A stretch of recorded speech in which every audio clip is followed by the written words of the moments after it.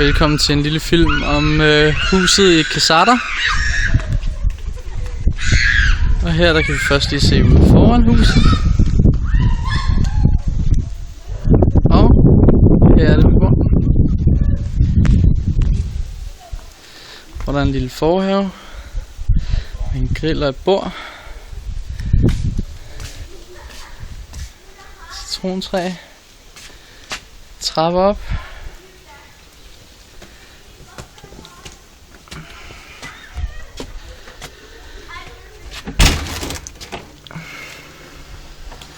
Vi går ind i kombineret stue og køkken.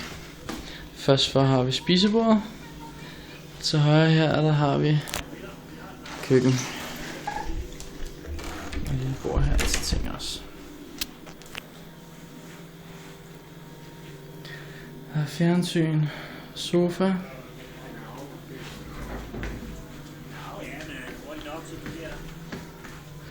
Her kommer det første værelse,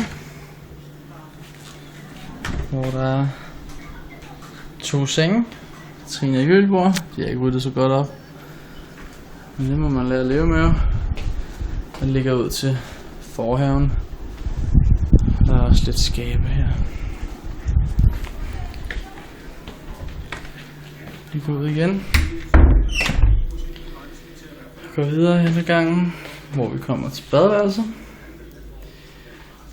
Jeg kan lige tænde lyset, så vi kan se noget. Vask og bidet herovre.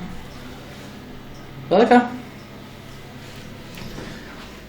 Hvis vi går videre, kommer vi ind i et andet soveværelse, hvor der er en meget lille dobbeltseng. Og der er nogle skabe. Her over for badeværelset er der så udgang, hvor vi kommer ud på gårdhaven. Og der er et lille bord, hvor vi spiser morgenmad.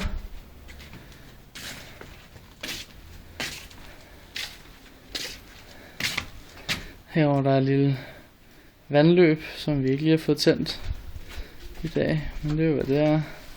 Og derinde hvor Line går ind nu, der er der en lille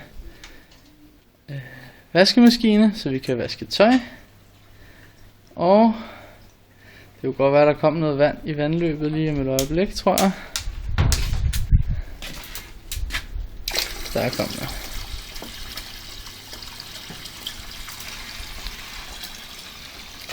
Så kan vi fortsætte op ad trappen.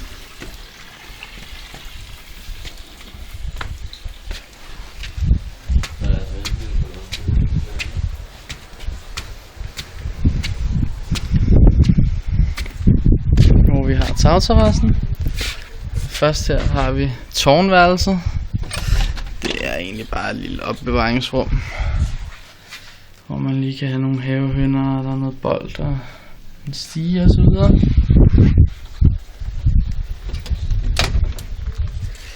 Hvis vi går videre over tagterrassen, først se en flot udsigt. Der er en lille afsat her, hvor man igen kan kigge ned til vejen. Med husene omkring. Hvis vi vender os om, så har vi et lille loungeområde her, hvor der er rigtig dejligt om aftenen at sidde. Og